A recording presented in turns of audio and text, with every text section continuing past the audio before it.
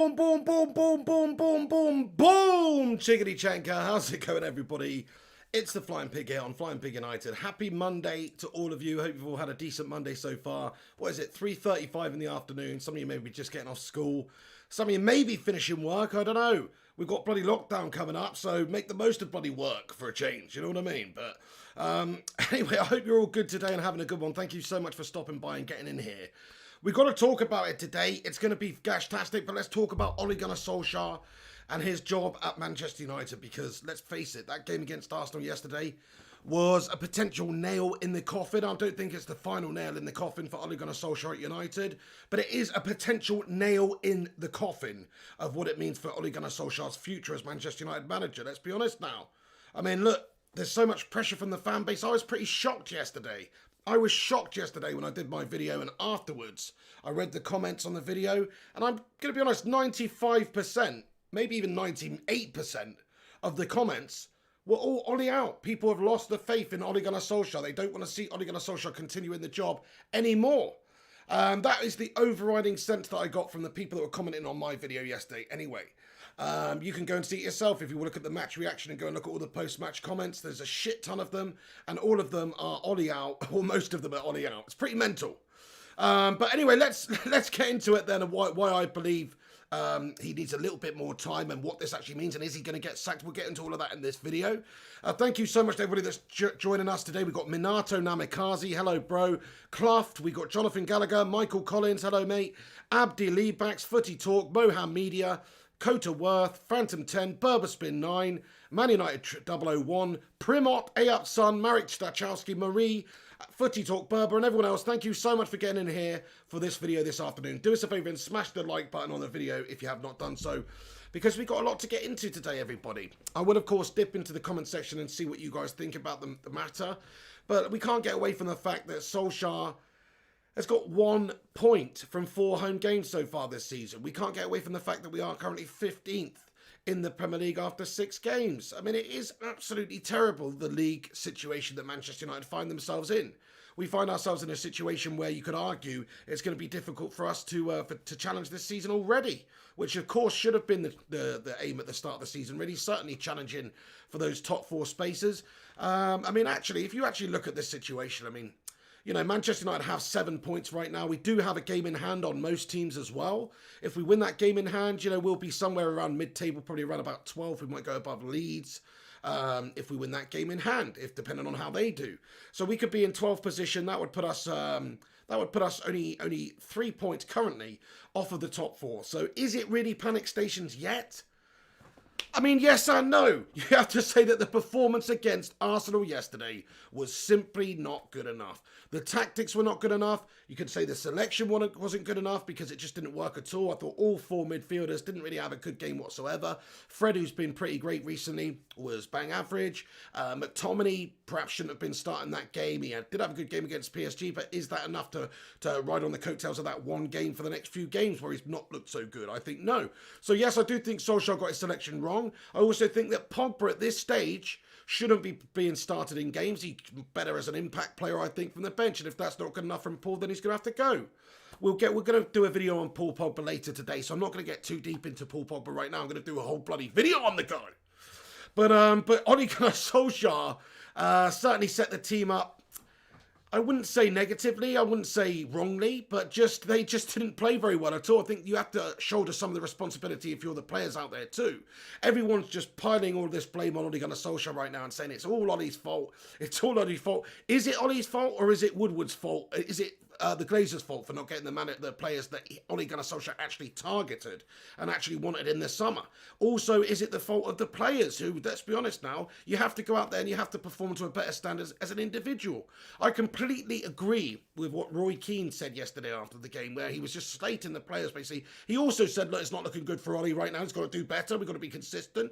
But he did say that the players out there are not motivating themselves. You've got to motivate yourselves. You know, when you're coming up against a big game, against a big team like Arsenal, shouldn't you be motivated enough? That's the argument here. And the answer, my friends, is absolutely yes. And unfortunately, those players out there yesterday, they just didn't look up for it. They didn't look up to it. They looked slow. They looked off the pace. They looked disinterested at times. And I was just harking back to the days of Manchester United versus Arsenal of old, where we had those epic battles, those intense battles, those Roy Keane elbowing freaking Patrick Vieira in the ribs games, etc. That's what I miss. And that's what we are lacking in this side. We're lacking a bit of tenaciousness and a bit of desire. Tenacity is the word. We're looking for a desire. We're looking for, motivation of yourself, guys. That's the problem I've got with the players out there. There's no way Ole Gunnar Solskjaer's just set them up and said before the game, like the lads, play some football. You know what I mean? It's not happened. He's obviously trying to cheat them up. He's obviously motivating them. They've obviously gone over the tactics. You can't criticise the tactics that we played against RB Leipzig. You can't criticise the tactics we played against PSG. You can definitely criticise the tactics against Arsenal, but only to a degree. And I will explain why, because realistically, if you actually look at the statistics of the game, yes, we were the second best team in that game, but we weren't the second best team by a mile. Is it good enough? Is it a good result? Absolutely probably not, guys. It's a gastastic result. It's a result that makes me want to freaking poke myself in the eye after watching that game, to be honest, because it's just painful. And just to get some other sort of pain would be good, instead of thinking about that shit game. So that's where I sort of feel about it. But the actual overall performance by Arsenal, yes, it was better. But if you look at the facts and analyse the points of the game, and the point that Paul Pogba gave away their penalty for the only goal, you'd have to say that they weren't that much better than us. They didn't beat us 5-0. It wasn't a 5-0 demolition job like we just done on RB Leipzig. Fair enough then, I could understand that, the fan backlash to this degree, if we'd have had that sort of a game where we'd have got absolutely schooled and torn apart by Mikel Arteta's side. Do you know what I mean? Which, yes, okay, at parts of the game, they did boss it. I think they did a great job in midfield, mostly because our midfielders just didn't turn up. So people like Thomas Partey, pocketed Bruno. Bruno didn't have a good game whatsoever. McTominay looked like freaking absolute gash. Fred was bang off it. And Pogba, the least said about him, the better. He was absolutely useless for the entirety of that game and gave away the error that led to their goal. So individuals in amongst the side have to blame themselves, and they have to take the responsibility and shoulder the responsibility. If the players turn up, if the players individually perform, if Paul Pogba has one of those 1 in 5 games where he's a world beater, then I'm sure that game's going to be different. Now, Solskjaer's done a nightmare with this selection, I think that has to be said, because he's selected McTominay, he selected Pogba, he selected these shithouses. He selected these shithouses at the back. But we always complain about him selecting Maguire and Lindelof, but we don't really have any complaints necessarily with Maguire and Lindelof in this game, or Wan-Bissaka. Luke Shaw was pretty bang average, to be fair, but it's not like they absolutely ripped us open. That's the point I'm making. We didn't see Lindelof and Maguire getting ruined all the game long. Why is that? It's because Arsenal didn't really have that many chances themselves. So, it's just one of those shit games. I want to put it behind us and get on and move on and try and look to the future, but it seems like 98% of the fan base now wants Ole Gunnar Solskjaer out. They don't think he's capable of doing the job. He's had 100 games in the job, and at the moment it's inconsistent. I'm going to be totally honest and say that I'm uncertain about what's going to happen in the future and whether or not Solskjaer can step up to the job and whether or not he will get sacked soon. He may well get sacked soon. If this continues, it's unacceptable for United to be, 15th after 6 games of the season? We do have a game in hand, but it's unacceptable, guys. Doesn't matter how good the Champions League performances are, which they are good. It doesn't matter. We are doing terrible in the Premier League, and those are the facts. But look at, I was hearing some people saying that if it was any of the other top sides in Europe, then Ole Gunnar Solskjaer would be sacked already based on the start that we've had to the season. But I don't think that's necessarily true. I mean, obviously, Coman's only just gone in past her, but they're bloody 12th or whatever. Sometimes you have to go backwards a little bit to go forwards. And I know he's had a bit of time here. I'm not saying he's not had enough time. He's had enough time now, but he's spent a lot of that time getting rid of players, a lot of that time getting in players and trying to coach the team into a new type of system and philosophy, which isn't going to happen overnight. I mean, if you really want to go back to a couple of years ago and look at how we were playing under one of the greatest managers in the game ever, Jose Mourinho, just to see how bad we were. Compare us to then, and I'm telling you, Solskjaer's got us playing much nicer football more consistently than Jose did. Now, maybe not the first season when Jose was here, maybe not even the second in terms of consistent results, but certainly in terms of style, I don't think anybody could argue with the spell that we had after lockdown. That was pretty amazing for Manchester United. And I also don't think you can argue with the final league position that we got in the league, which was, of course, third. So it's a respectable league position. Now, we started this season absolutely freaking gastastically. Solskjaer needs to sort himself out, to be fair. I'm not going to say, look, there's lots of Ollie outers in here right now. I know there is. There's lots who are commenting on my videos. Most of you are Ollie out. So I'm not going to say you're idiots for saying that you're Ollie out. I understand why you would be Ollie out. He's not got the track record. He's not got the history to really call upon. But I would say, look at some of the other managers that have done well in the future or done well. And if they weren't given the opportunities, then the future of that football club just wouldn't have been as good. Now, Kloppy, I know he had more of a track record than Ole Gunnar Solskjaer coming in before. He got to major finals, you know, he'd won stuff, or not won stuff, but he'd obviously done some very good stuff with Borussia Dortmund over there in Germany. But what about the first couple of seasons that Klopp had at Liverpool? Now, he wasn't amazing. He actually had them pretty gash. They were pretty gash. They were leaking all sorts of goals at the back. I think they finished 7th in the first season. I can't remember what happened in the second season, but outside the top 4. And I'm pretty sure that most Liverpool fans understood that they had to spend a little bit of time with this philosophy, invest in it, and then hopefully that would bear the fruits of that belief. And that's how I feel with Solskjaer. Now, does it guarantee that he's going to do it? In a couple of years' time, we may have a new manager. In a couple of months' time, we may have a new manager, to be fair, if it all goes downhill from here, which it could do, to be fair. But I just feel like until he's actually proven himself as being a shit manager, then we should give him a chance. All we know so far is he got to a few semis last year. He finished 3rd in the league with a bang average side. And he's besting some of the biggest teams around Europe so far this season. Now, he did that last year with City and all those guys.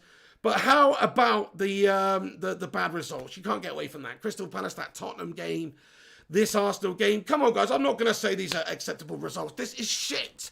And Solskjaer needs to sort himself out. I think he's not devoid of blame here. He selected the wrong players a lot of the time. I'll tell you how it is. It doesn't get away from the fact that I personally think he needs to the end of the season anyway. I'm just going to say that right now. I think he needs until the end of the season. But I have criticised him in the past. I've not just blindly supported Ollie. Yes, there's a little bit of bias, maybe. Maybe it's just a little bit. There's a little bit of some sort of, I don't know, some loyalty or something. Because, of course, when he was a player and when he was a legend at this club, we have a love for Solskjaer, which runs deeper than a twat Mourinho or a dickhead Moisey or a bellend Louis. Actually, Louis is pretty cool, but you know what I mean? It was shit. So it runs deeper than that, but it's not because of that. I generally just think he's actually done okay so far. Has he mesmerised me? No, he hasn't done. But has he done okay? Has he done satisfactory, bearing in mind the backing of the board, bearing in mind the investment, bearing in mind some of the players that were here that you had to get rid of and bring in players and stuff, you know, Bruno Fernandes, etc. Has he done okay? I'd say yes, he's done okay. Have we started this season well? No. Is this okay? No. This is shit. This season is shit. The start of this season is shit. But we're 9 points off of first, guys. We're 9 points off of first. Is it ready to panic? We got a game in hand on first as well, might I just add. So if we win that game in hand, then we would be 6 points off of first. 6 points off of first. Is it really panic stations, lads and lasses? Let's see how he does the next 10 games. That's what I'm going to say. I think Solskjaer is going to get up till Christmas now. That's all I believe. I don't think the board are going to stick with him until the end of the season. I think they're going to give him until Christmas time, see how he does. If he's got us up there in the Champions League spots, they'll stick with him. If we're not, they'll probably sack him off. That's how I feel about it. I think that's probably fair. It's not fair. I mean, I'd like to see him get a bit of time, but it is fair. If United are languishing down there in 12th place come Christmas time after he's had a couple of years in the job and a couple of $100 million to spend, then maybe he's not the right man for the job. You know what I mean? I personally think Rome wasn't built in a day, and this guy needs a shitload of time to be able to get the old gash mentality out of this club, to get some of the gash players out of the club. I still feel Solskjaer's got a lot of bad eggs in this side. I still feel Solskjaer wants some of these players gone, but he can't get rid of some of these players because of the money that they're on or the situations that they're in. People like Phil Jones, for instance, people like Paul Pogba even. You've got Paul Pogba in the side, you've got to play him, man. He's a big name, he's a huge commercial entity, he's on £300,000 a week, he's a big player within the dressing room. If Paul Pogba's in an existential funk at United, wondering about his future and he's not happy, that's going to rub off on the team. He's going to negatively influence some of the teammates. That's how it works. So it's a very fine balancing act that you've got to do with some of these players. And until you can get some of these players out, I think he's always going to have this negative vibe in the team. But for me, Solskjaer has to be braver.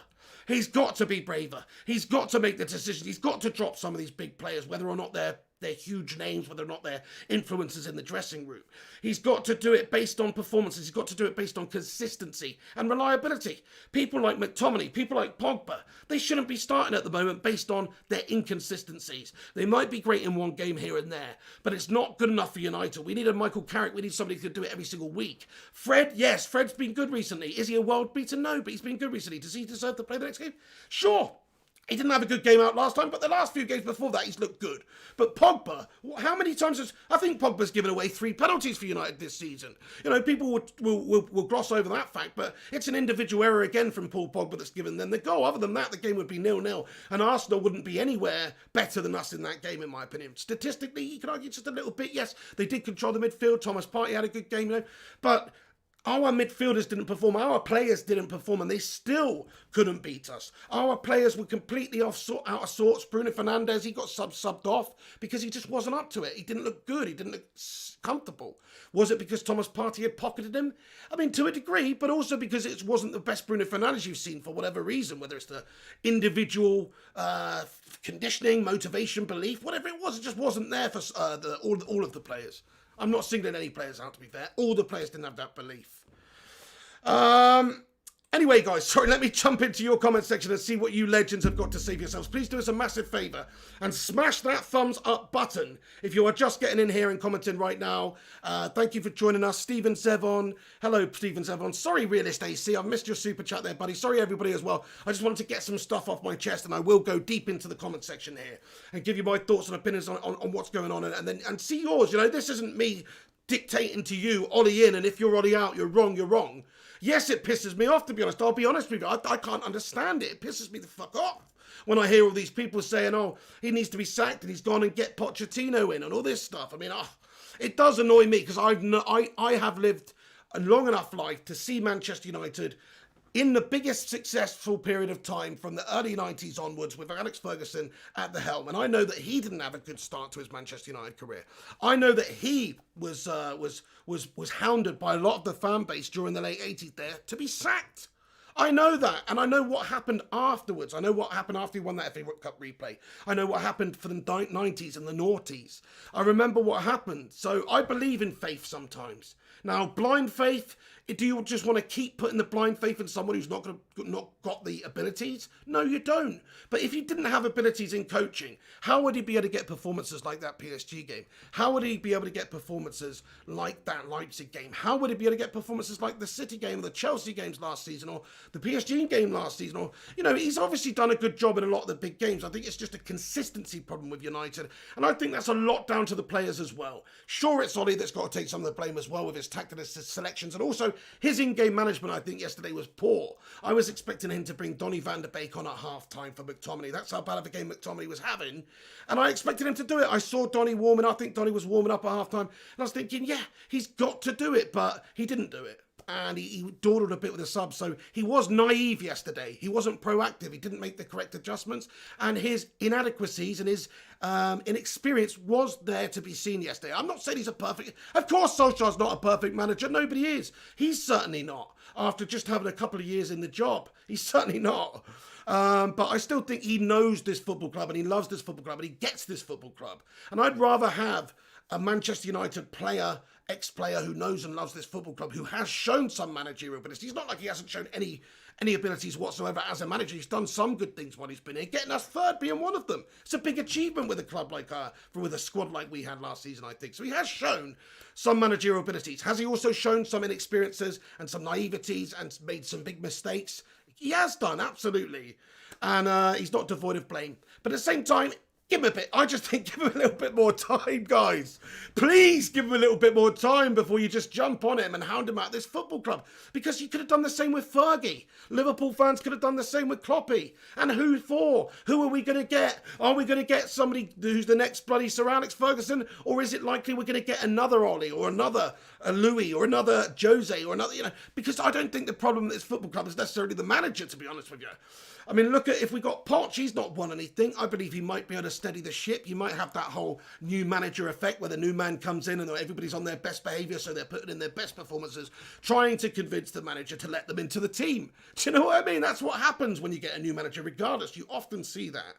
So, you know, that's very possible if we did get Pochettino, that we might have a little resurgence. But I don't think it would be a long-term thing with Pochettino either. He may be good at building sides. His Southampton side, he did a good job of sending a good team. He built a good Spurs side, but he didn't win anything ever with this team. Why would Spurs get rid of their manager, Pochettino, if he's all that good and has that much ability to win things, to get our reject, Jose Mourinho, who we didn't want because he was shit? I'll tell you why. It's because he's not a winner. He's not a proven winner anyway. He's not a proven winner. We don't have a proven winner as our manager now, but at least he's somebody that's associated with the football club, that knows and understands the football club. That doesn't get you any brownie points or any reasoning to be keeping the job any longer than anybody else. No, but he's still, like I said, based on achievements alone, should get a little bit more time. Anyway, he probably will get a bit more time, but it's probably only until Christmas time where you're going to see the faith shown in by the board. And if we are down where we are at the end of the year, then we're probably going to be sacked off. Hey, Realist AC, though, thank you so much for your super chat here, buddy. Much appreciated. He comments and says, this is not a good start, but if we get rid of him, the club will really be in trouble. I understand that's why people say Ollie out, but it's not all his fault. Thank you so much, Realist AC, for your super chat there, buddy. I totally agree with you. I mean, he's definitely at fault for some of the stuff that he's done this season. You can't deny some of the selections have been dodgy. Some of the in-game management's been dodgy. I mean, look, I was criticising him a lot at the start of the season for sticking with Slabby and Lindelof. He's still doing that. Okay, they've done all right the last few games, but he is still doing that. And I think he's got other options there now. Twantebe had a wonderful game. Why not give him a chance? A bit more consistency into the side, possibly. I think Pogba, owed to the fact that he's only put in two good performances so far this season, the rest of them pretty bang average. Why is he still getting picked in the team? Why is McTominay getting selected in this side just after one good game? He had a bad season last season, McTominay, and he's still showing that faith in McTominay. So he is making silly errors, but like you say, it's not his fault. I think not all his fault. Some of it's his fault. A lot of it is down to some of the players as well, some of the attitudes. People like Paul Pogba, who we'll get into later, but Paul Pogba's got to step up. Paul Pogba's got to do better. Got to cut out these silly errors, giving them away multiple penalties already for us this season, And all the midfield yesterday was just completely subpar. They've all got to hang their heads in shame and realise that they're to blame for their individual performances out there on the pitch too. And also, what about our owners? This is the real problem. Now, this is the real problem. Now, we've beaten a dead horse with the topic, and it's absolutely true. The real problem at United stems from the top. It stems from the lack of true vision, the lack of true investment in the side. And I think when you have a look at some of the other clubs around world football, some of the big successful clubs, they've all got the sporting director, they've all got the director of football, They've all got that person whose sole job is to oversee and grow and improve all the football aspects of the club. Now, unfortunately, we don't really have that. We've got, of course, Chief Exec Woodward, whose main job really is to oversee and keep in charge of all of the best interests for the Glazers. So it's not the best interest for the football club. It's not the best interest for the team. It's just for the best interest of the owners, really. That's how I see it. It's not for the best interest of the fan base. It's just for the best interest of the owners. So we don't even have that person in that role to really give us that clear vision, to have that freedom to be able to actually do certain things, whether it's recruitment, whether it's networks, scouting networks and all this stuff, allow them the freedom to do it, whether it's acquisitions of players and sales of players and even acquisitions of managers and things like that. I think we have done a bad job of recruitment over the last few years in a lot of different ways. And I think a lot of that is down to Edward Woodward and Matty Judge and, of course, the Glazers and their inabilities to really manage this club properly for the best interest of the fans, which is to improve the team. They just care about improving the bottom line and making this club profitable. And that's what it is. That's what it is to them, even during the bloody pandemic. Okay, actually, we may have lost a bit this year, to be fair, but in terms of what it's done for the Glazers, and they're still paying out dividends and shit like that, come on. I mean, look, that's all they really care about, is just getting the money out of this football club. So when you've got owners like that, of course it's going to shackle the manager. It's going to shackle the manager when you've got inabilities to sign key targets. If you look at the start of the summer, everyone else, Chelsea, for instance, Lampard, by the way, Lampard's not had a great start to the season. I don't see anybody getting on fat Frank Lampard, telling him to get on pissed off him to Christine. I don't see anybody saying that. Everyone's having to go at Ole Gunnar Solskjaer. I don't see these twats saying Pep Guardiola sat in 10th place with your bald bastard head on 11 freaking points. I don't see anybody saying, Pep Guardiola should be fucking sacked now. Twats on 11 points with Man City, for food's sake. He spent hundreds of millions Brazilians, he got more, he got Nathan Ake, he got Ruben Dias, he actually got players that he needed in. He actually got the players that he needed in to fill the key. See, it's getting me riled up now, guys. Bloody Pep Guardiola in bloody 10th place on 11 points, man. We've got a game in hand. We'll be 1 point behind those bastards if we win our game in hand. Now, come on. And you're telling me that he's okay, though. No, it's ridiculous. This whole, I'm sorry, I'm trying to, but this whole media frenzy that there is about Manchester United, that there is about Ole Gunnar Solskjaer, it's a disgrace, guys. It's a disgrace. Can nobody else see this? He needs a little bit more time. Pep's in 10th with City after spending a bloody bajillion dollars. You know, like bloody Dr. Evil. He's got exactly what he wants. And he still can't do the job. They still can't win the Champions League. Okay, he has won a couple of things for them. I get that. Is he just going to ride on that coattails of winning a couple of seasons ago now? But no, they're actually sticking with him and giving him faith and time. It's nice to see, to be fair. I wish more of our fans would do that, to be honest. Maybe that's just because City don't have any fans, though, so... So it's hard to protest. It's hard to get a fan base frenzy when there is no fans, do you know what I mean? But no, to be honest with you, that is bad. I think we are, as a fan base, a little bit responsible for some of the negativity at this football club on the pitch as well. Now, it doesn't help, we're not in the stadiums right now, but it doesn't help, I don't think, when there's all this pressure and uncertainty. I think we need a little bit of belief. We need to get behind him, and until he's hung himself, we need to give him enough rope. You know what I mean? Like, that's the old expression. Give him enough rope to hang himself with. That means let him decide his future. You know, we don't need to decide his future for him. If he gets United to 10th by Christmas, he's going to get sacked, guys. But if by Christmas we are way improved, if by Christmas we're third, then he's doing an okay job. And you can say, oh, we won't be third at Christmas. How do you know that, guys? We're only 6 points off of first if we win our game in hand. Solskjaer had a nightmare last season, but we finished the season strong, and we got to third. He had a bad start to the season. People were saying the same old shit they're saying now, questioning Solskjaer's abilities as a manager last season, just like they were now. So, give him a chance. Give him a chance. I'm going to give him a chance. Anyway, I'm going to give him a chance. I feel like he's done enough to deserve until the end of the season, but certainly until Christmas. Certainly until, let's give him the proper run of games in the league and see if he can steady the ship. If he can't, then okay, fair enough. He may be out of his depth. If it comes to Christmas time and we are where we are, you've got to cut the cord. I'm sorry, you do, in a way. In this modern day, you can't have a manager getting a club like Manchester United down in the bottom half of the table. That, I don't care what sort of position the club's in with players. We have got big players on huge money. It's a good squad. It's got to be top 5 minimum. Now, it may be even minimum higher than that, to be fair, with some of the money that we spent in the squad that we've got. But let's at least see if you can do that by Christmas time. Anyway, come on.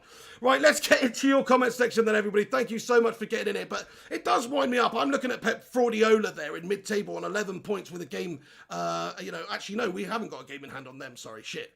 But either way, we don't have a game in hand on them. Sorry, shit, I got it mixed up. They've also played 6 games. But even so, if we win a game and they lose a game, we're 1 point behind them.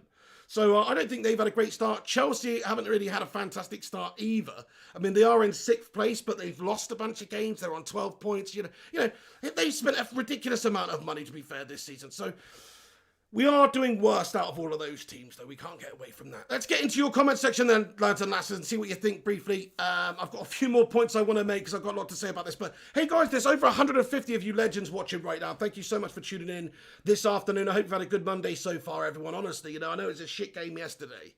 And I know it caused a lot of division amongst the fan base. But, look, it's one of those, if you're Ollie out, I kind of understand it because you want a big name manager, you want somebody who's proven, who can maybe come in, like a Simeone or a Guardiola or I'm not saying these twats, but I'm saying before they've gone into their, you want somebody with that track record proven. I get that. But we have gone down those road. I'll just remind you, we have gone down that road before the last 2 managers, and that didn't work either.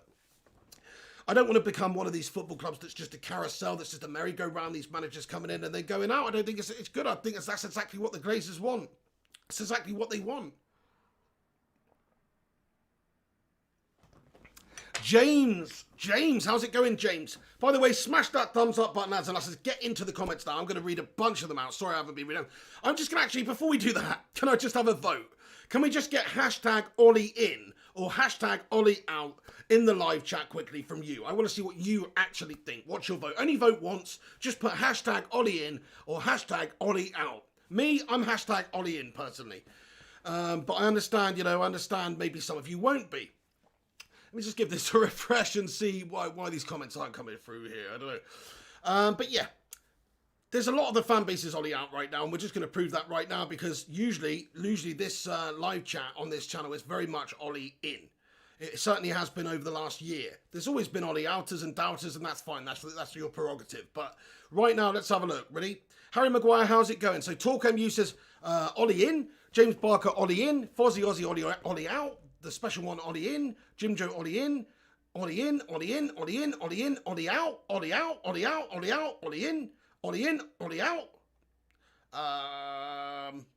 Ollie in, Ollie out, Ollie in, Ollie in, Ollie in. Hey, nice. Actually, quite a lot of you are still Ollie in, guys. Get in there. Come on, my son. Get in there, you beauties. Yes, yes. Get in there, you beauties. Yes. Vlogs and Menzies, Ollie in. Last Avenger says flip-floppers out. It is a flip-flop situation. It's so sad. So sad. It's a flip-flop situation.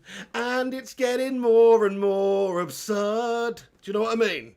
It's a flip-flop situation, guys. It is. It is a flip-flop situation, guys. We played 6 games. We've got a game in hand, too. We have played 6 games so far this season. Yes, it's been shit. So let me ask you this. If Sir Alex Ferguson, on the back of finishing 3rd, which he did a couple of times, right? He wasn't devoid of a dodgy season here and there. Okay, that's what Solskjaer did last season, just to let you know. By the way, Fergie had a better team and stuff. But even so, Fergie did finish 3rd a couple of times, right?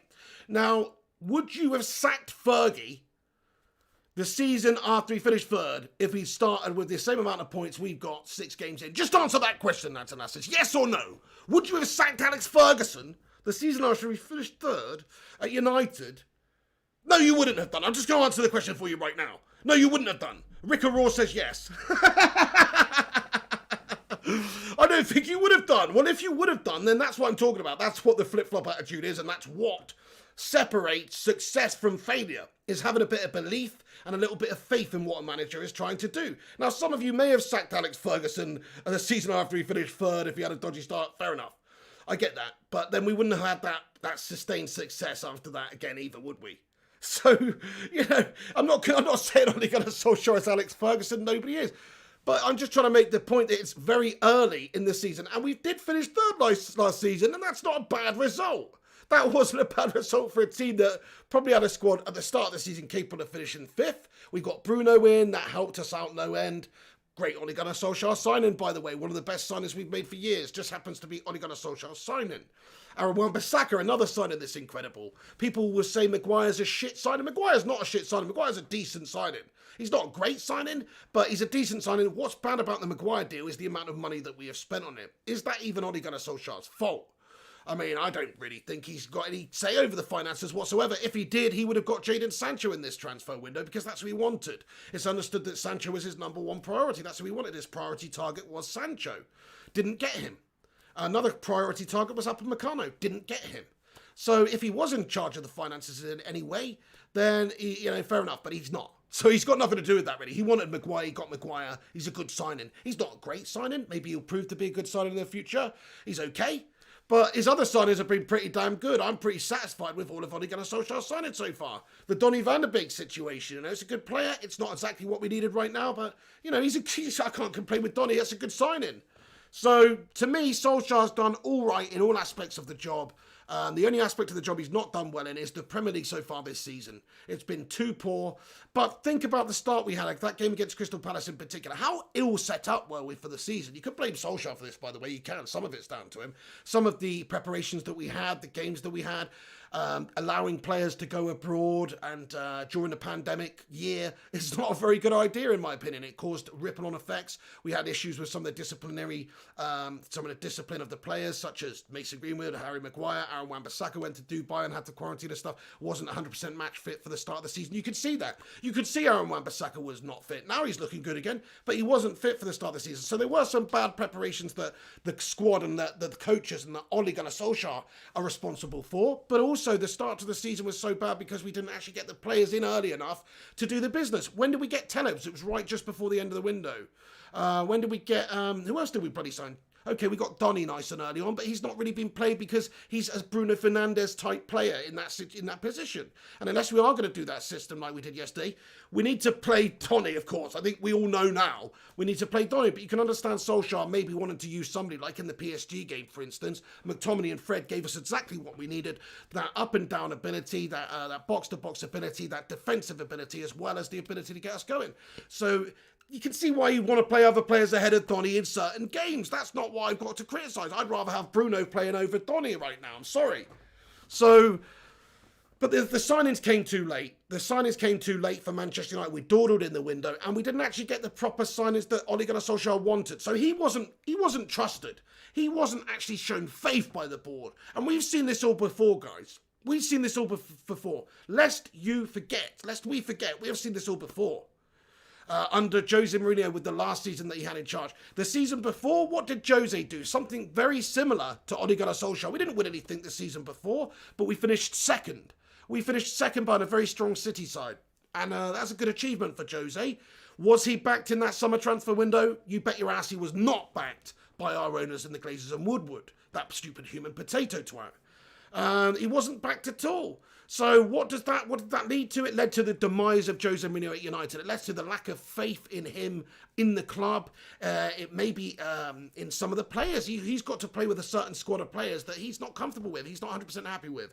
You've got to manage what you've got, but you've made certain assurances when you're a manager, and you hope that you're going to get the players that you want. If Solskjaer said Sancho's my number one guy, and he ends up getting Cavani, that's not doing him a service, unfortunately. If Solskjaer says one of the key areas of the squad is the centre-back position to strengthen, and you don't strengthen that area, is that doing him a service? No, it's not. It's doing him a disservice. So I think that they haven't prepared Ole Gunnar Solskjaer well for this season at all. If he'd had the players that he wanted, it's understood he had a short list of 5 players that he wanted.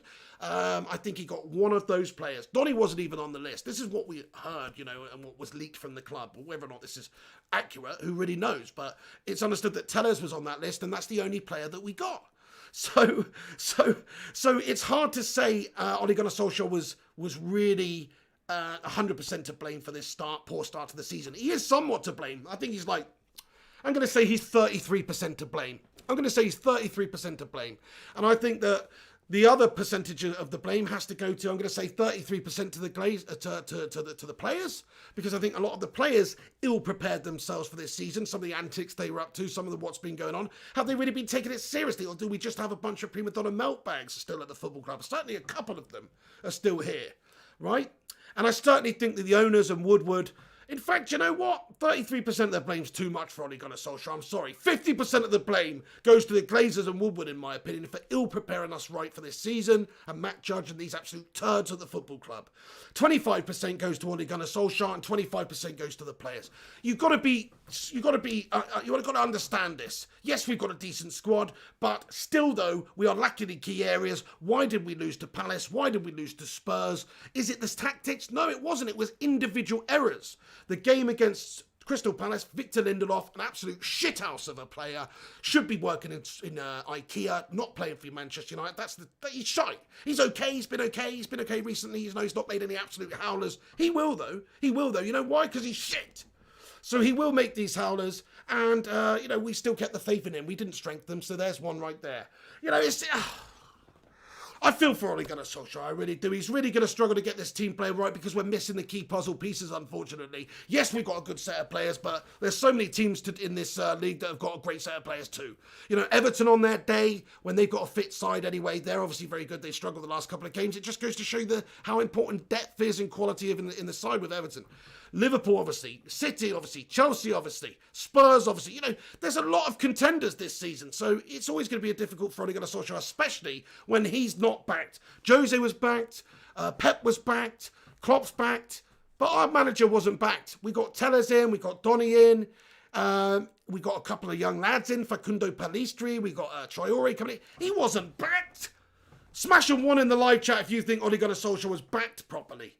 Zarelli says, Poch in, Ollie out. What for? Just so we can give the Glazers exactly what they want, a scapegoat for their mess, a scapegoat for their poor management and leadership of this football club, and only having the interest of making money, so we can give them a scapegoat. You want us to sack Ollie and get another shit manager in Poch? Because Poch hasn't won anything. Poch is not proven. Why the hell would Daniel Levy at Spurs get rid of Pochettino just to get Jose in, our reject? We may as well just stick it with bloody Jose then.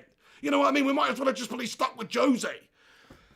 So why would they do that? It's because Poch isn't going to win them anything, guys. I'm sorry, just like he's not going to win us anything either. He might be a great manager for the Glazers. In fact, he'd be the perfect manager for the Glazers. You know why? Because he's a yes man. Because he's somebody that's going to do a good job. He's somebody that's going to build a team on a tight budget. He did that at Spurs. He never really throws toys out the pram at Spurs. He never really got the players that he needed at Spurs every season. In fact, they barely spent any money at Spurs. He did a great job for them. That's why they want him. That's why they want him, because of the bottom line, because the fact he can do a good job, probably never succeed and win anything, but probably get us challenging up there 4th place every single season, keep that Champions League revenue coming in, keep that sponsorship revenue coming in for the Glazers. That's why they want him, because he's a fucking yes man. He's not going to rock the boat. He's not going to say, no. He's not going to do a Jose Mourinho. He's not going to say, no, we needed to get these players. We didn't get them. The boards are shithouses. He's not going to say that.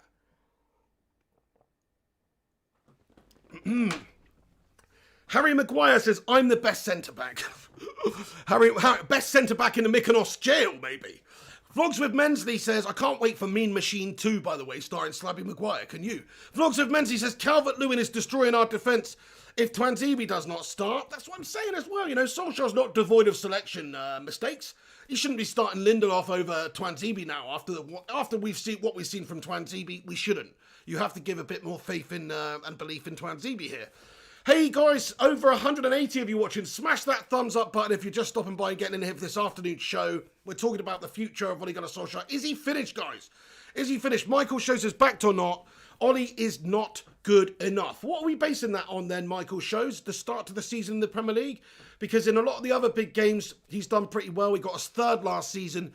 I would rather judge a marathon runner over a marathon. I don't judge a marathon runner up against Usain Bolt in a 100-metre sprint, mate. That's how I would rather. I'm going to judge Mo Farah over how he does in a marathon. I'm not going to judge him how he does against Usain Bolt in a 100-metre sprint because it doesn't interest me, mate. I ain't interested in seeing how a marathon runner does against a sprinter. He's going to lose every time.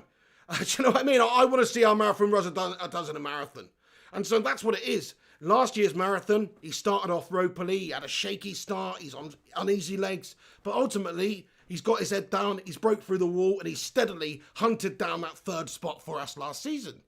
And so this season could be a very similar situation. Look, we win our game in hand, we're 6 points off of 1st. Oh my God, the flip-flop jalopy parade are out again, oh no.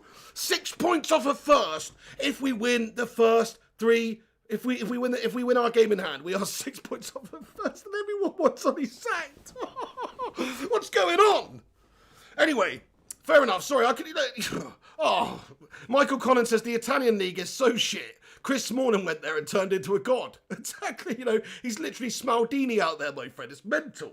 Hey, Ellie, how are you doing today? Great to see you. Ryan Sebastian Vallas as well. The Vutinator comments and says, Dara, he has the get rid of all the shite. Still some to go. I'm relaxed, mate, to the end of the season. Been here before. Absolutely, Vutinator. Thank you so much. You know what?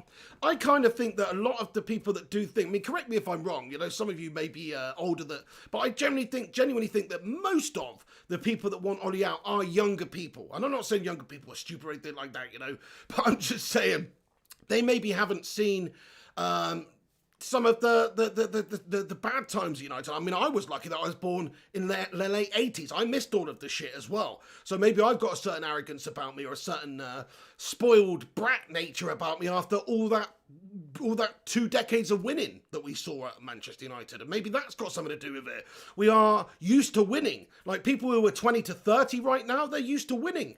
As Manchester United fans, you grew up with United winning, and as soon as they stop winning and everybody's roasting you and all your bloody City scummer mates and all your Arsenal Gooner friends, they're all saying this and that, it gets to you. You know that, and maybe you want to pin the blame on somebody. But realistically, if you do that, then you're just adding to this whole managerial merry-go-round right now, and you need to understand that it isn't built in a day. You can't just change a football club from being what it was under Jose Mourinho, which was a very defensive, slow, awful team with a lot of prima donna meltbags in there. Jose brought Alexis Sanchez in, stunk the dressing room up, had to leave. You know what I mean? Had to get him out on loan and get him gone. Solskjaer's done that, by the way. No, not nobody else. He's had to go and do that. He's had to get rid of the shit. Like you say, Mark. You know, he says he's had to get rid of all the shite. There's so much shite he's had to get rid of, and he's got rid of a lot of it too.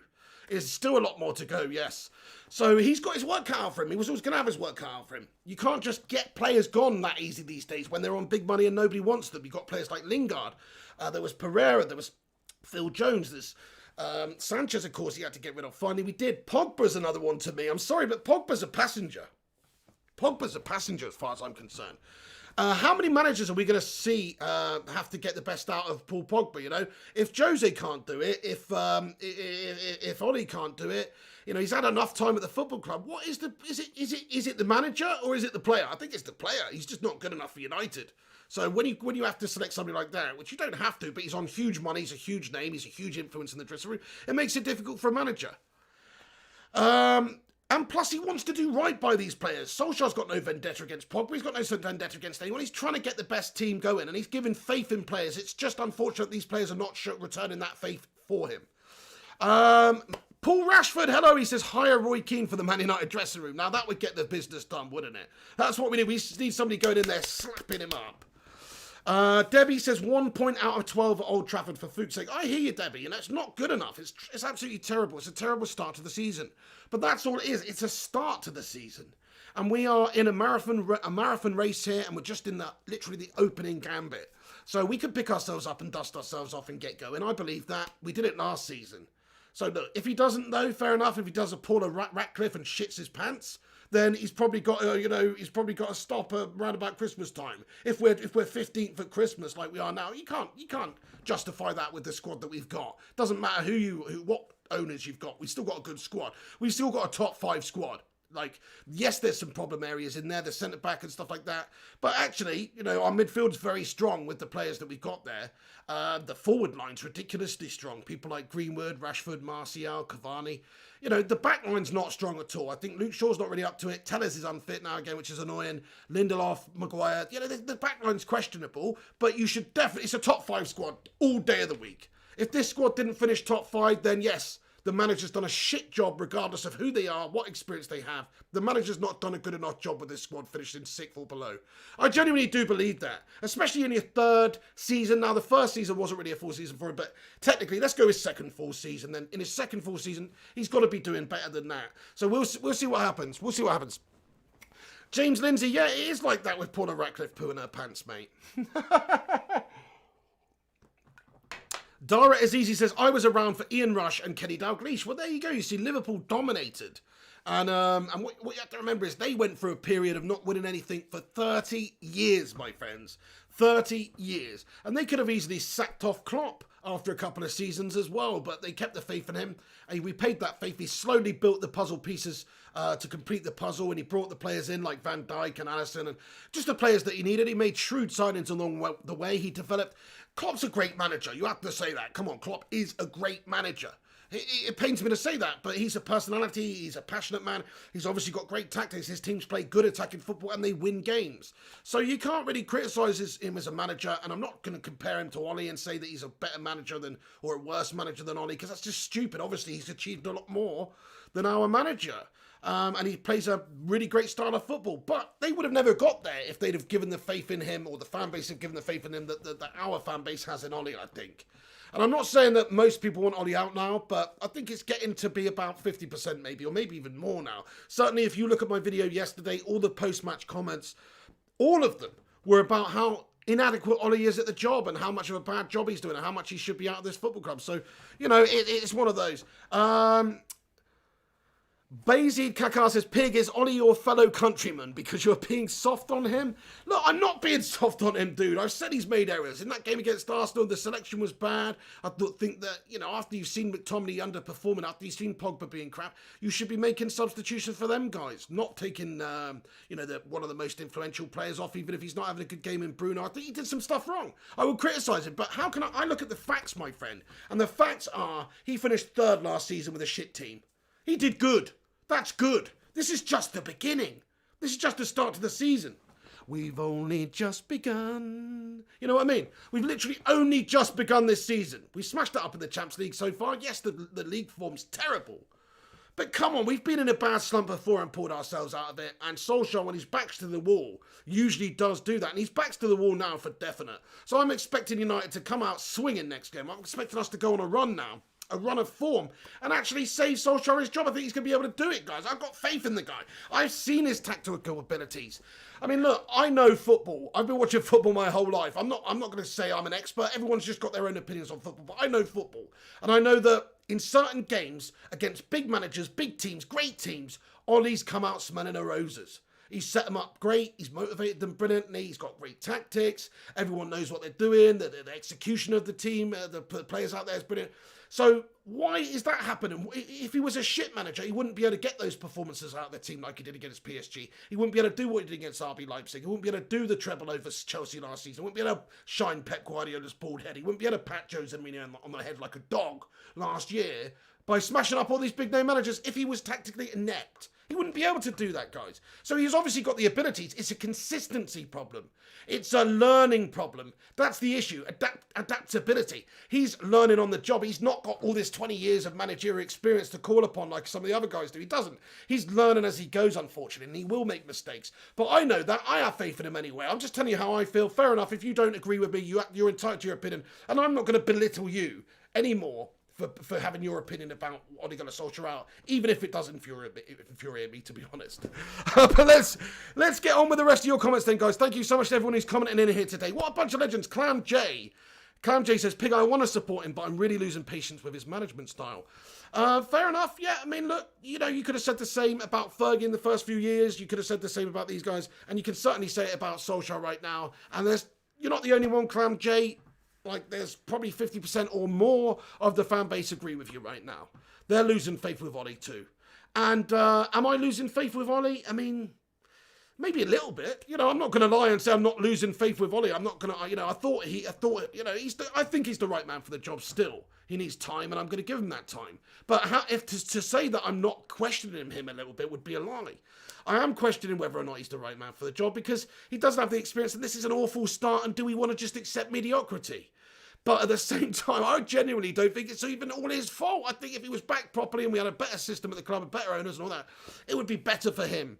And if he had the right team and the right players that he wanted in the window, it would be better for him. You know, and if he was able to get rid of some of the players that we wanted to get rid of out the dressing room that are here because we can't sell them because they're on too much money and replace them with players that he does want, then it would be better for him. But we can't. How can you sign a centre-back when we've got 8 centre-backs on the books getting paid a shit ton of money? How can you know, so I do feel for Ole Gunnar Solskjaer, but to say that I'm not losing a little bit of faith in him would be a lie because I have to question some of his decisions, like the game yesterday where he could have taken McTominay off at half-time and put Van der Beek on. He could have ripped Pogba off. The fact that Pogba played 90 minutes yesterday with that level of performance is mismanagement. It is. Pogba shouldn't have been on the pitch just because he's a big name and he's supposed to deliver. It's about who actually does deliver. So I think Solskjaer had blind faith in Pogba yesterday and it was wrong. So I think Solskjaer is making mistakes and, you know, there's a little bit of faith loss, but that's going to happen when you have bad performances, and that's why people are flip-flopping, I guess, right now, because they've seen it happen again, and they're convinced he's had enough. But I've also seen enough from him to know that he's got it right a bunch of times, guys. I'm not going to say, I'm not going to say he's perfect, But look at that PSG game. He couldn't have got it any more right. Coming up against one of the best teams in Europe. They just played in the Champions League final.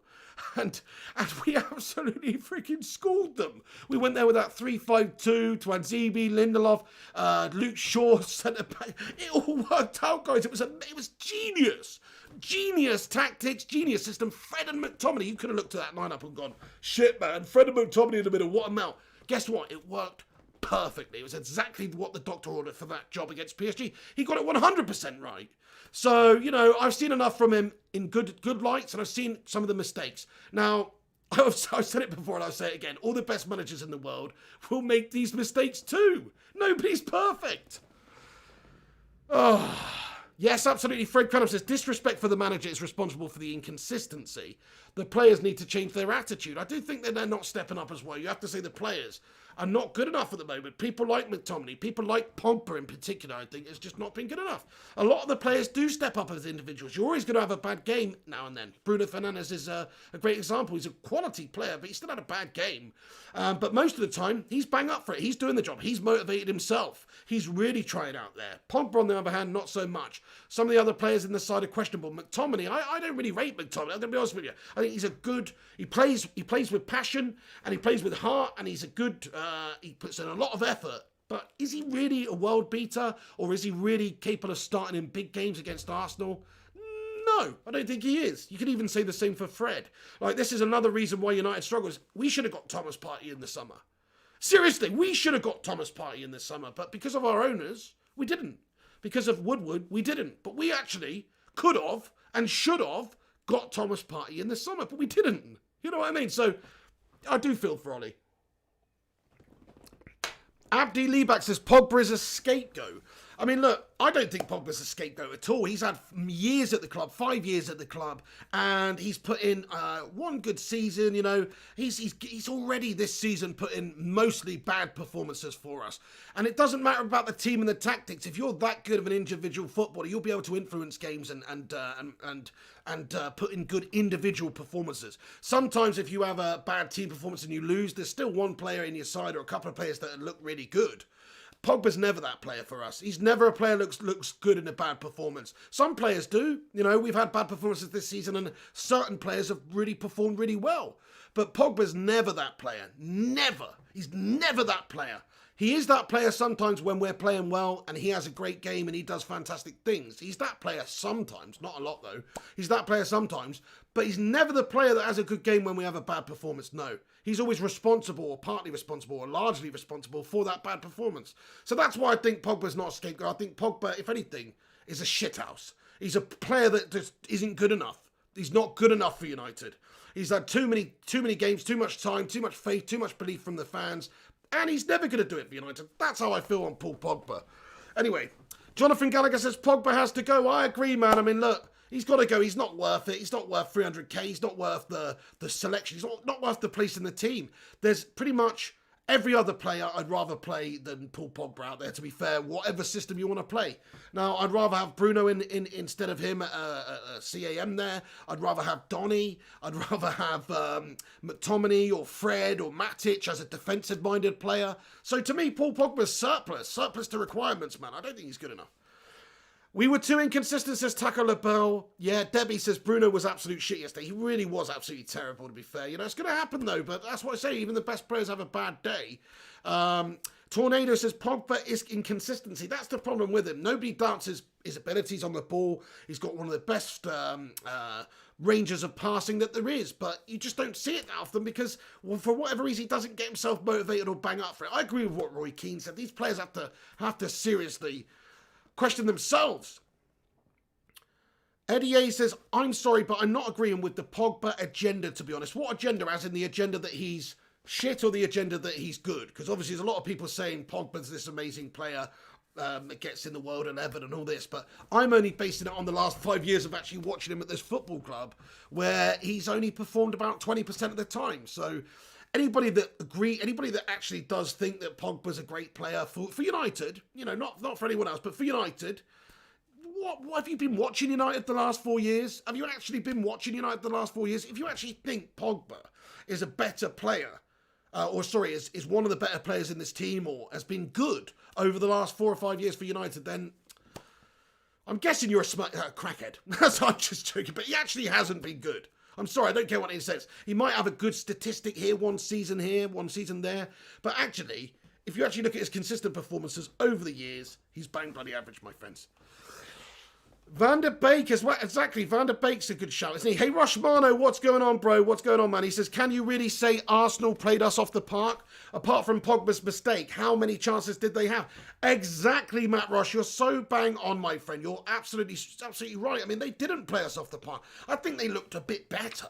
I think they looked a little bit more comfortable. I think they did a better job in midfield. The game was sort of won in midfield. The midfield battle, I suppose, was won by them, owed to the fact that our midfielders looked so damn shite. But to say that they bossed us off the park, they didn't rip us open. I mean, we just humiliated the German league leaders. 5-0 in the Champions League. That's a destruction. This isn't a destruction. They didn't outplay us. People say they outplayed us. They didn't outplay us. They won 1-0. Pogba gave them a penalty. Matic's penalty shout was turned down for our own equaliser, in my opinion. And that's what did the job. That's what did the job for them. Pogba making a stupid error, unforced error, which wasn't needed. You know, Bellerin was going nowhere. He was just taken out. There was no danger. And he's put in a silly challenge from behind. To be fair, he held his hands up after the game, Paul Pogba. You know, I felt for him. He looked genuinely unhappy with his performance, that he'd made a mistake, and he felt remorse for it. You know, it's not like he's trying to do that. But either way, he is making these mistakes, and he is causing us losses. You know, like you say, Matt Rush, if we'd have finished that game 0-0, everyone would have been, yeah, that's disappointing, but it's probably the fair result. So the fact that we lost the game, you can't say that Arsenal just outplayed us and dominated us because they won the game. They didn't dominate us. I mean, let's have a look at the stats here, guys. I want to have a look at the stats here for this game and just see, you know, you just reminded me, because I want to have a look at the match stats and see what it actually was. Did they actually batter us? Did they actually batter us? So, okay, so these are the stats, right, guys? Manchester United versus Arsenal. We had 53% possession. They had 47%. We had 8 shots. They had 7. We had 2 on target. They had 2 on target. We had 6 corners. They had 3, 12 fouls each. Does that sound like a domination to you? Now, sometimes watching games, you know, can tell a different story. I watched the game. You watched the game. David De Gea wasn't barely troubled, my friends. You know, it wasn't like they were battering us. They might have won the midfield battle there because our midfield was shit and didn't turn up. But to say that we were schooled by Arsenal, it's bullshit, guys. It's bullshit. I look at the last 5 games. We schooled Newcastle. We schooled PSG. Lampard nullified us, but we were the team that was looking like to win. That was a disappointment. Fair enough. They're a good team. You know, they came here and parked the bus. We smashed up RB Leipzig, and we had a close game against Arsenal, which should have probably been a draw, which could have gone either way, which statistically speaking, United had slightly better stats in that game. So, you know, we're actually in a decent run of form. Take this result out of it, you know, the result's bad, but was the performance all that terrible? Yeah, it wasn't good enough. We didn't create enough. It was bad, but so was Arsenal's. If you're looking at the stats here, I'm sorry, Arsenal might have looked better on the pitch. Yes, they did. I admit, the first half in particular, Arsenal looked a lot more at the races than United, but they didn't dominate us. They didn't batter us. They didn't do anything other than Paul Pogba gifting them a penalty and them slotting it away. They didn't do anything. They didn't deserve that penalty. It wasn't a forced penalty. It wasn't a penalty where somebody's done him with a bit of skill and Pogba's caught him and it's like, oh, it's contact and no. Pogba didn't have to do that. Pogba gifted them that penalty. So that's the difference between the teams in the game. 1 penalty, 1 unforced error from Paul Pogba. Other than that, very even game of football. Wouldn't you say, guys? Dara Assisi says, you were outplayed. We were outplayed at times, but we weren't dominated. Those stats do not show a domination. And the scoreline doesn't show a domination either. If you want a domination, if you want to use the word dominator like you just did, then I would say 5-0 against RB Leipzig is a domination. That's a domination. This isn't a domination, man. This was a back and forth. Maybe Arsenal looked a little bit better, but ultimately the difference maker between the two sides was a penalty which was given away needlessly. So without that penalty, this would have been 0-0. And nobody could say that Arsenal dominated, but because they won the game, everyone's saying that they dominated them. You know what I mean? Anyway, yeah, whatever. Tialina Fernandez, hello. She says, that don't matter anymore. The Premier League is wide open and we never pounce on the opportunity. It's very frustrating, yeah. Rashmano says, by getting Poch, do you really think he would progress the youth? Absolute no chance. I mean, maybe. He's done, to be fair, he's done an all right job at Spurs at bringing players on and stuff like that. But I don't know if you missed it earlier, Rushy, but I just think with Poch, he would be a good candidate for the Glazers because he's a yes man, because he did a good job on a shoestring budget under Daniel Levy for Spurs for years and overachieved in the sense that he built a really good side and got a really good set of players together on not a lot of money. So it's the perfect manager for the Glazers and Woodward and these twats who only really care about the bottom line. But in terms of actually winning things, he's not a good manager to go for. We might as well stick with Ole Gunnar Solskjaer. At least he's got us to key moments in key games and actually progressed us in tournaments and stuff. Yes, we lost 3 semis last year. It's no good. But Pochettino's never won out either. Yeah, there you go. Gunwood says Leipzig equals domination. Gunwood says Arsenal equals abomination. Well, look, the Arsenal game, I'm not going to pretend, that wasn't a good result by United. Our midfield let us down big time. It was a bad game. Bad game of football from us. But Arsenal, they weren't amazing. I wasn't that impressed, you know what I mean? I wasn't that impressed. Yes, Thomas Partey looked great. And yes, their midfield did better than our midfield. I think that's down to our players being not good enough. Chaz the Destroyer, what has Bruno done against the top 6? What do you mean? He's done a lot against the top 6. Do you not remember that game last season against Man City where he chipped it over to Martial's, banged him in and we beat them 2-0? Okay, I've got a bad memory, but I'm sure he scored a lot against the top 6 already. James says because he would like youth. Marius Prime says, hey Pig, who do you think we need a new coach? No ideas anymore or good game plan with them? I don't think we need a new coach, personally. I think the players need to step up. I think we should have got 1 or 2 in the window that we didn't get. You know, Solskjaer's actual targets of the players that he wanted to sign. And I'll just get back to the point here, guys. If you look at the league table right now, Man City are shit in the bed too. Pep Guardiola's what? 4 points ahead of Ollie at this stage. He's mid-table too. I think is he 12th right now? Or 10th right now. He's not having a good time. He spent a lot of money. Ruben Diaz come in. Nathan Ake come in. He actually got backed by the manager, yet he's still struggling this season. That's football, guys. You don't often get a good start. You know, it takes a bit of time sometimes to get things right. And Rome was not built in a day. And this season, we'll see how Solskjaer gets on. But, you know, this is early days, guys. We're just heading out of the home straight. You know, not the home straight. We're just heading out of the starting blocks here. This is the starting blocks of the season still. We've got a marathon to sprint. Now, I'm going to give him every opportunity this season to see how he gets on with that marathon. We've had a slow start. I'm hoping he can pick up the pace and finish strong a la Mo Farah. I'm hoping he doesn't shit the bed or shit his pants a la Paula Radcliffe. Do you know what I mean? That's what I'm hoping for. Hey, what's going on, Devil of a Red? How's it going? Thank you for getting in here. Michael Connor says, Arsenal play negative, boring, defensive, counter-attacking football. 5 at the back. Anyone could do that. Yeah, you go. We did it many times last season and took an effect. Kayam says, we lost because McTominay and Pogba started. Then we had no one up front to hold the ball up. Yeah, I mean, I do think the midfield is where the game was lost there yesterday because McTominay was just bad. And Pogba, I mean, you can't deny that Pogba, in hindsight, shouldn't have played in that game. He was terrible for 90 minutes. But if he didn't start in that game, you'd have all criticised Ollie for not starting him on the back of that previous Leipzig game. Michael Show says, no excuses. We have a much better team than Arsenal. Already Arteta is doing better with less signings, less time. What? How's Arteta doing better? I mean, Arteta finished, 8th last season?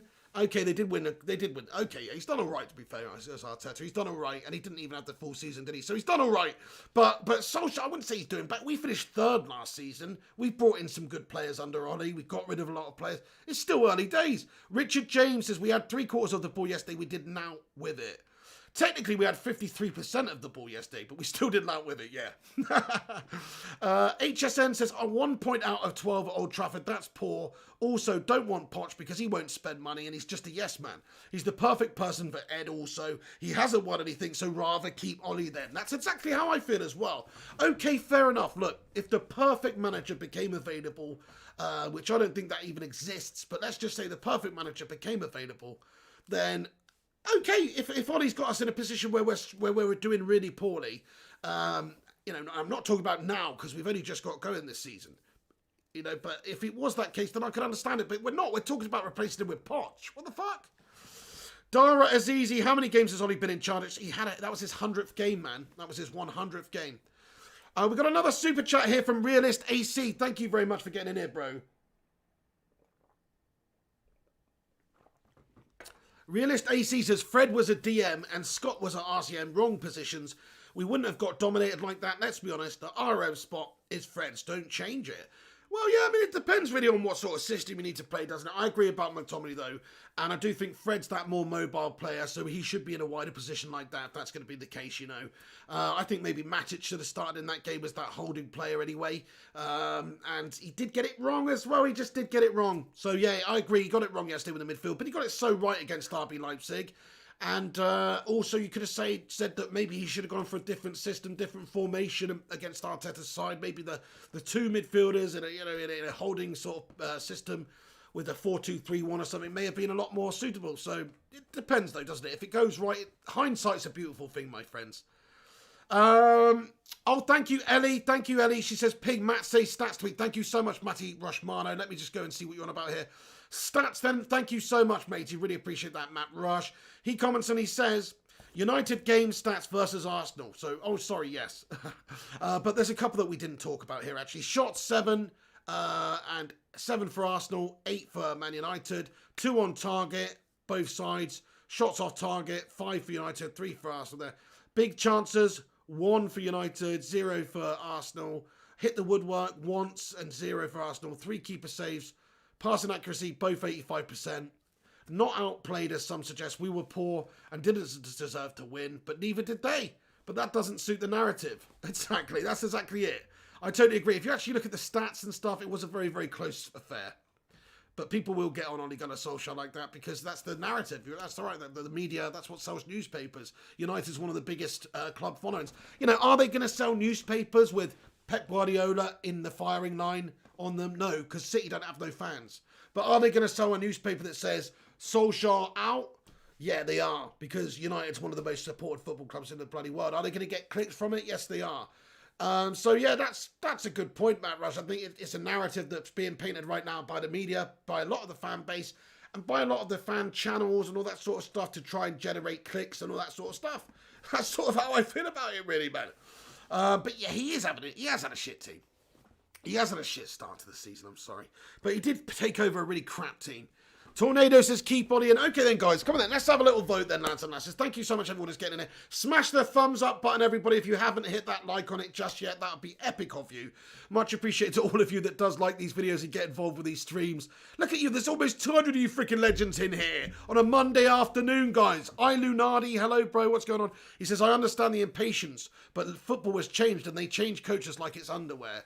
True. I mean, look, true. But you're a Liverpool fan, right? Now, would you have wanted Klopp sacked after 2 seasons of unsuccessful seasons?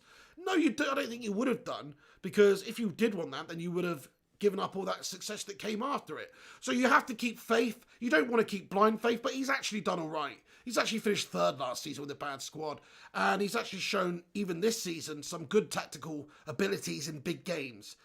Is he devoid of blame? Is he incapable of making an error? No.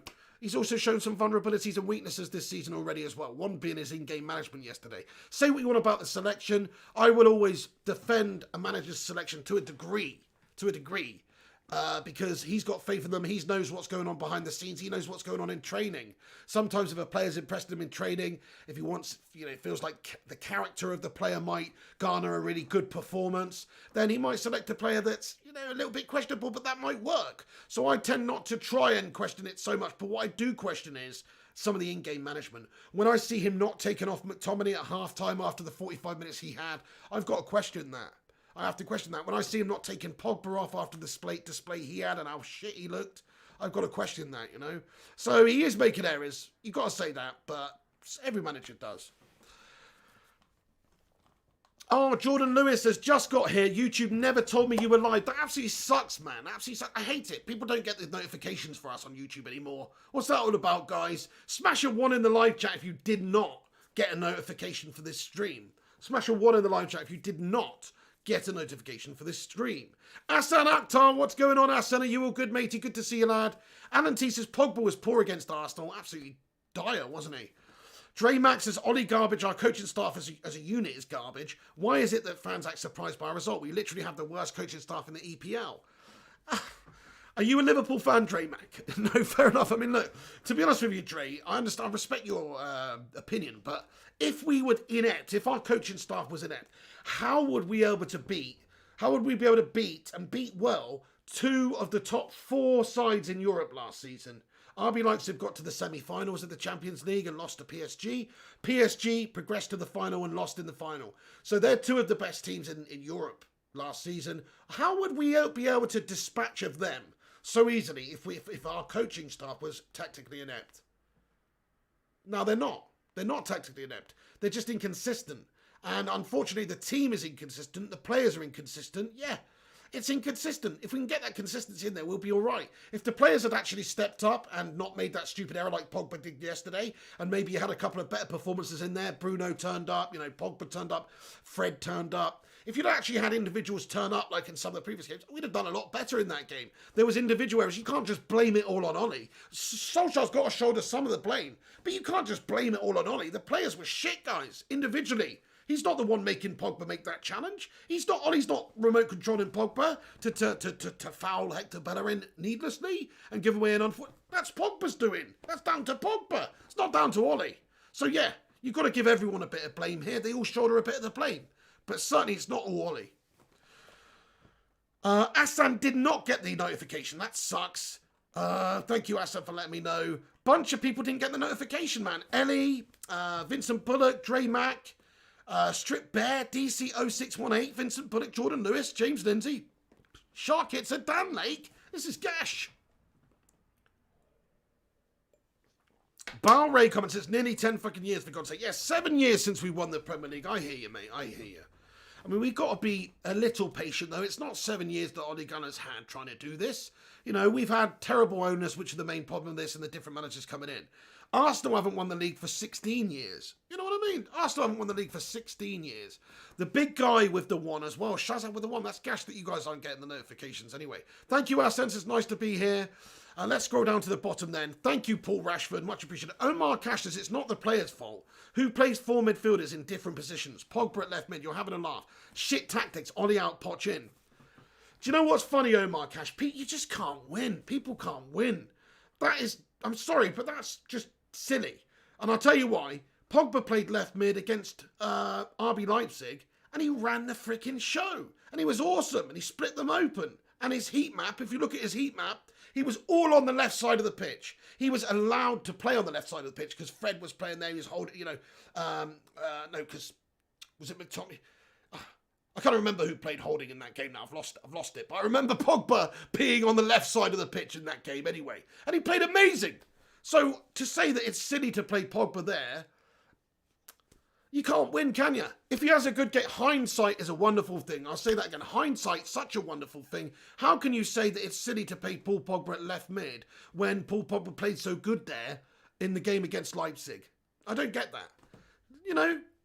You can't blame Solskjaer for selecting Pogba. You can blame him for not taking him off. But you can't blame him for selecting Pogba against Arsenal. Mr. Bobo Django. Hello, Mr. Bobo Django, matey. He comments and says, PSG were weakened and didn't turn up for the Tuchel. Good result versus RB, but they threw in the towel and were much better on the eye to watch for a lot of the match. What? Come on now. This is getting a little bit ridiculous, my friend. This is getting ridiculous. PSG didn't turn up for Tuchel. I think they did, mate. I think we just absolutely pocketed them with our system. That's what happened. I didn't see those players not trying. I saw them pressing at our backline. I just saw us defend like a bunch of beasts and counter them. Do you know what I mean? That's what I saw. And against RB Leipzig, they didn't throw in the towel, mate. We just made their heads go because we battered them so dominantly. You know what I mean? So I understand your opinion, but I have to respectfully disagree, my friend. I think that those 2 games, we smashed it with the tactics and we smashed them aside. And RB Leipzig, they didn't throw in the towel. They're top of the German league, mate. They didn't lose since the semi-final of the Champions League last season, before that game against United. So to say that they're a team that gives up easily, no. We smashed them to bits, and that's as simple as that. We smashed them to bits. So, you can't go from that to that without, it's inconsistent though, it's not acceptable, but it's not like we've been shit all of the season. We have an £80 million fridge at the centre-back. I don't think we'll ever be okay, says GJ Fix. It's a good point. Honey Badger says, Keno was spot on yesterday about this group of players. I agree with you. Look, Solskjaer's got to take some of the blame. I'm not just saying Solskjaer's amazing, he's the best manager ever. He's got to take some of the blame, especially for his in-game management and stuff yesterday as well, and his initial selection. But the players have got to shoulder a lot of this responsibility. They're not good enough characters, a lot of them.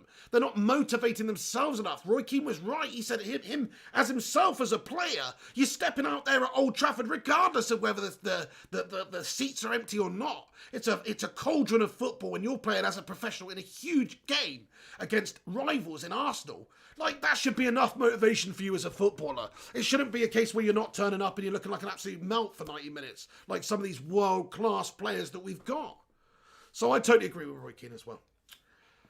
007 says, Arsenal scored while we didn't score. Was it Pogba's fault too? Yes. Of course it was Pogba's fault that Arsenal scored. That's the only reason Arsenal scored, mate. That is the only reason Arsenal scored, is because of Pogba. Do you not realise that? Pogba did an unforced error on Hector Bellerin. Hector Bellerin wasn't bearing down on goal. He wasn't dropping the shoulder and Pogba didn't catch him. No.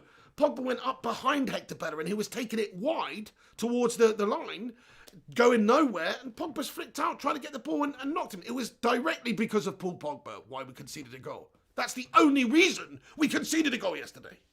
So, yeah. Oh, man. Miz, thank you, Miz528, for getting in here, you bloody hero, as well. Let's see what he's got to say. Miz528, thank you very much. He comments and he says, FIFA career mode tonight, pig? Sorry, I don't think that's the comment you meant to say, was it? Wait, sorry, Matt Rush says, great comment, Miz. I just wanted to read out your comment, Miz, but I don't think that's the one. Either way, yes, there will be FIFA on tonight, my son. I'm not sure of the time yet, but keep a lookout later.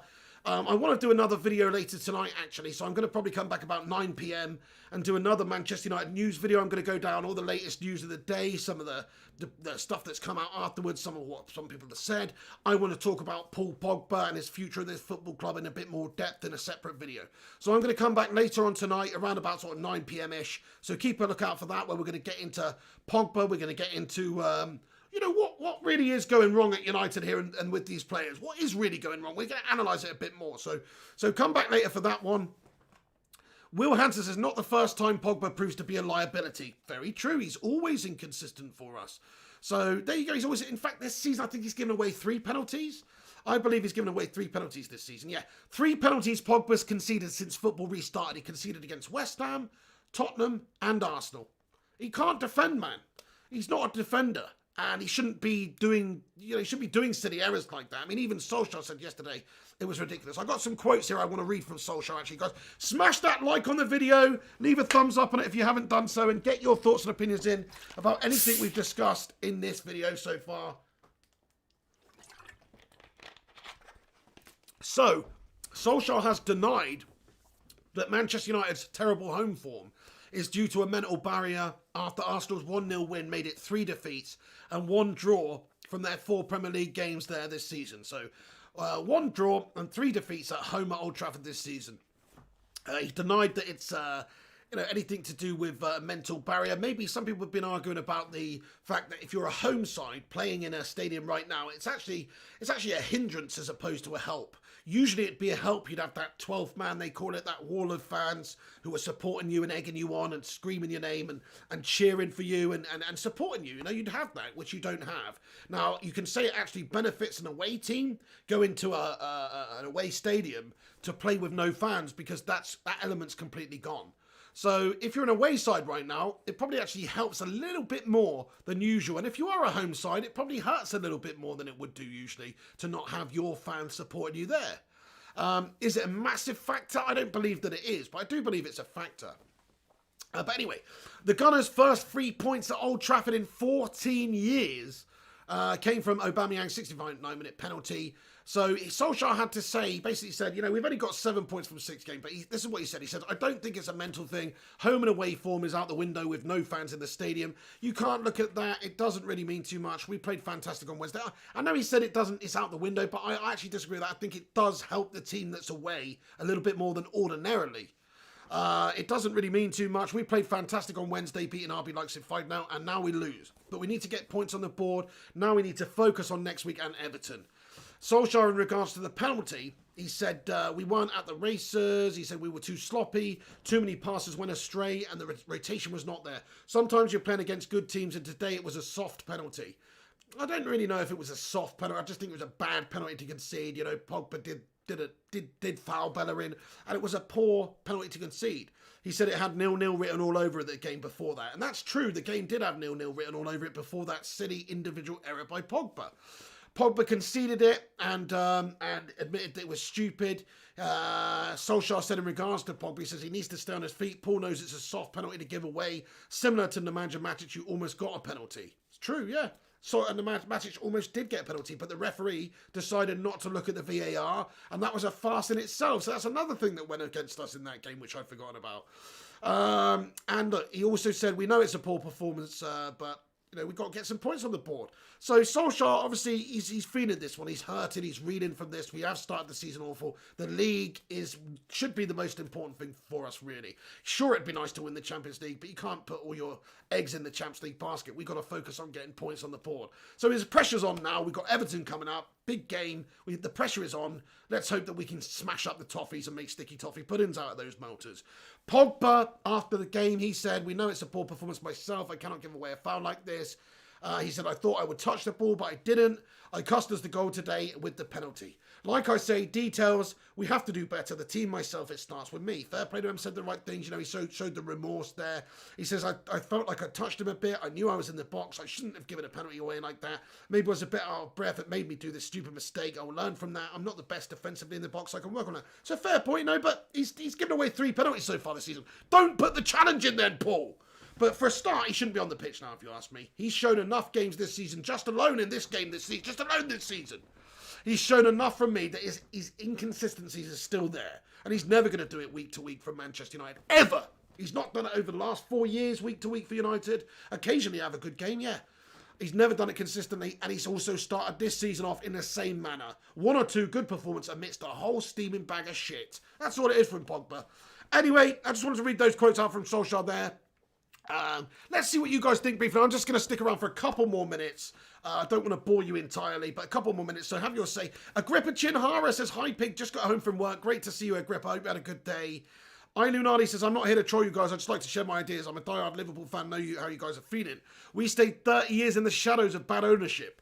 There you go, man. That's it. And if we're not careful, if we don't really, as fans, really address the core problem at this football club, then we're just going to see this managerial merry-go-round, and we're just going to see us competing for top 4 and lining the Glazers' pockets. What this really comes down to is Woodward out, Glazers out. Can we just get Woodward out, Glazers out? Trend it in the live chat, please, here. Woodward out, Glazers out.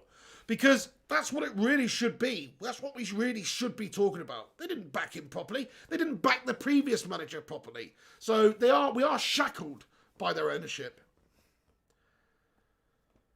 Oh, Bow Ray says, Jonathan, I think I'm starting to lose my mind. Oh, mate.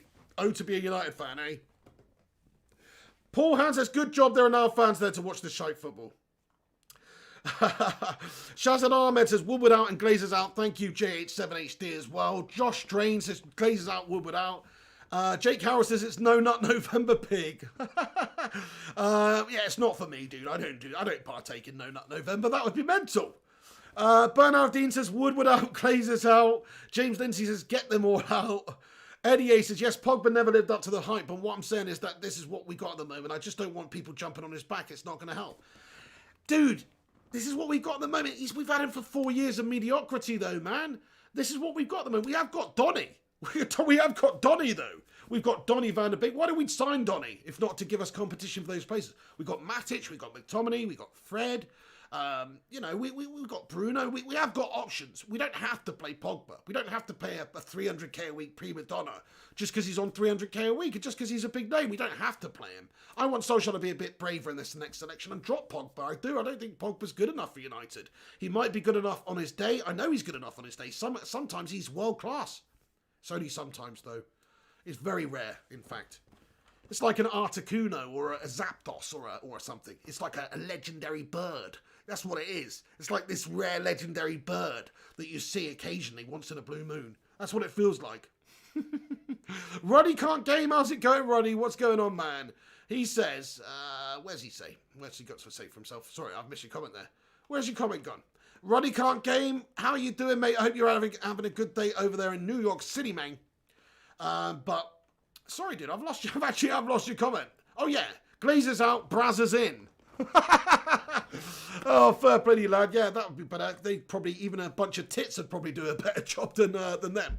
Edward Reed says, I agree with Piggy. Thank you, Edward Reed. HSN says, we paid 80 million for a fridge who doesn't even win, who can't defend and can't win headers. Just because he's a captain, we're not dropping him. Strip the captaincy and drop him. Give him rest and play Axel. I actually like what you're saying there, HSN, and I do think Solskjaer needs to be a bit firmer and a little bit more proactive with making these key changes that we need. You know, Pogba should be dropped. I think that would make a statement. I think Harry Maguire, yeah. I said this before the Mykonos incident. I said this before. I said, we've got a better leader in the team already in Bruno. He should strip him and give it to Bruno. Maybe that would take some of the pressure off Harry. Harry's got this pressure at the back of United of not only trying not to make mistakes and being that solid class centre-back, but he's also got to captain and lead the team. And I just think he would probably benefit having a little bit less responsibility in the team.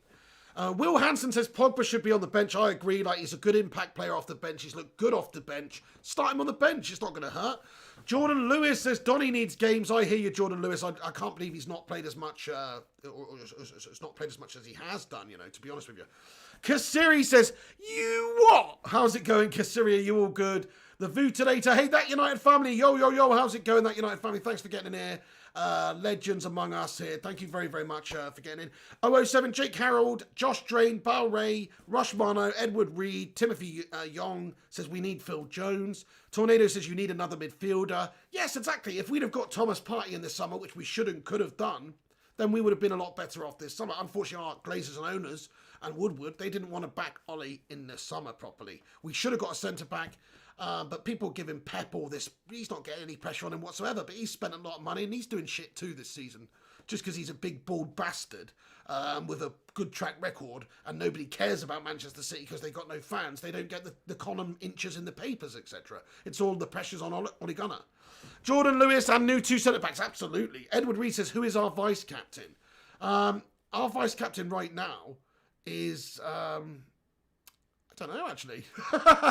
Isn't it Bruno? Because Bruno captained against PSG. Or... No, hang on a sec. Or is it Mata? I've forgotten now. Anyway, who's our vice captain, guys? Let me know. Anyway, guys, thank you very much for getting in here, everybody, today. I'm going to wrap this video up now. That's going to be it from me. But come back later on tonight. We'll be back with a cheeky little bit of... Kayam says Bruno, yeah, because... Oh, De Gea or Bruno. De Gea, of course. De Gea, yes. Bruno now will be our vice-captain, though, won't he, really? Like, you saw that in the PSG game when Maguire wasn't available. Bruno captained the side. I thought he did a great job of captaining the side, too, in every aspect. Every aspect, Bruno did a great job. Let Van der Beek start, says Ashraf Azar. Hear you on that one. Michael Collins says Maguire is captain and his forehead is vice-captain. Oh, my goodness me. Hey, Shazan Ahmed, Jake Harold... Mr. JG, Ilunardi, Sid, Russian Elmo. I'm going to Thames Baller. I'm going to wrap this one up now, guys. Thank you for watching the vid, though. Do us a favour. Smash that like on the video.